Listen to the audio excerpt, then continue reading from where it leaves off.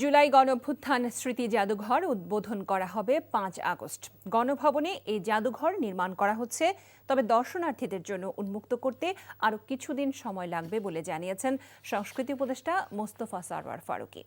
বলেন, জাদুঘরটি হবে একজন বর্বর শাসকের অপরাধের আজীবনের বিচার। গণভবনের সংবাদ সম্মেলনে এসব জানান তিনি। আরও জানাচ্ছেন ইমরুল হাসান। গণভবন ১ বছর আগেও এখানে থাকতেন এক প্রতাপশালী শাসক। ১৫.৫ বছরের দীর্ঘ নৃশংস শাসনের প্রতীক হয়ে দাঁড়িয়েছে এই ভবন। জুলাই আগস্টে ছাত্র জনতার উপর নির্মমতা চালানোর নির্দেশও শেখ হাসিনা দিয়েছেন এখান থেকেই।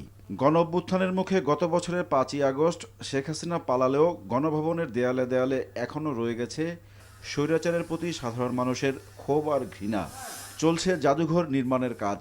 শেখ হাসিনার পতনের বর্ষপূর্তির দিনে উদ্বোধন হবে জুলাই গণ অভ্যুত্থানের স্মৃতি ধরে রাখার এই জাদুঘর।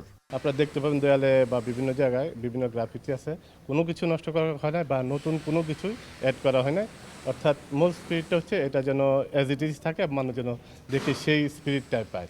এই কাজটা খুব এক্সপেডাইট করার জন্য আমাদের সংস্কৃতি বিষয়ক অ্যাডভাইজার উনি আসলে এখানে অফিস করছেন।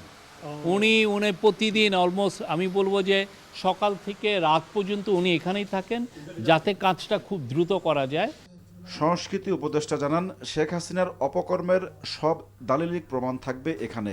আপনি যখন এই জুলাই জাদুঘরে ভিজিট করবেন, তখন আপনি জুলাই এবং কেন জুলাই হলো, ১৬ বছরে আওয়ামী লীগের দুঃশাসন কী কী হয়েছিল তার দালিলিক প্রমাণ, অডিও ভিজুয়াল প্রমাণ, এবং আপনারা জানেন যে মডার্ন ডে মিউজিয়াম কিন্তু এখন এক্সপিরিয়েন্সিয়াল হয়ে উঠছে। ফলে এটা যেন একটা এক্সপিরিয়েন্সিয়াল মিউজিয়াম হয়ে ওঠে, এটার জন্য আমরা যত রকমের টুল আছে, জাস্ট ফটোগ্রাফ, ডকুমেন্ট এবং অডিও ভিডিও না, এর বাইরেও আরও অনেক টুল আছে যেগুলো আমরা ব্যবহার করছি। তিনি বলেন, জাদুঘর নির্মাণ করা হলেও অপরাধের কোনো আলামত নষ্ট হচ্ছে না। তদন্ত টিম আগেই আলামত সংগ্রহ করেছে। Horror scene as well. ফলে ওই এক্সপিরিয়েন্সটা আপনারা যখন জুলাই মিউজিয়ামে আসবেন, ওই এক্সপিরিয়েন্সের ভিতর দিয়ে যাবেন, ওই বেদনার ভিতর দিয়ে যাবেন। এবং আমাদের উদ্দেশ্য খুব সিম্পল, শেখ হাসিনা এবং তার গ্যাংয়ের অপরাধের বিচার তো আদালত করবেই, আর এই জাদুঘরটা হচ্ছে এদের অপরাধের আজীবনের বিচার। ভিজিটররা একবার করে এখানে আসবেন এবং উনি ওনার মতো করে বিচার করবেন। এছাড়া ৪ আগস্টের মধ্যে ৬৪ জেলায় জুলাই স্মৃতিস্তম্ভের কাজ শেষ হবে বলেও জানান উপদেষ্টা। Imrul Hasan, NTV news, Dhaka. Bundle থাকলে প্রতি সেনমানিতে টাকা বাঁচবে।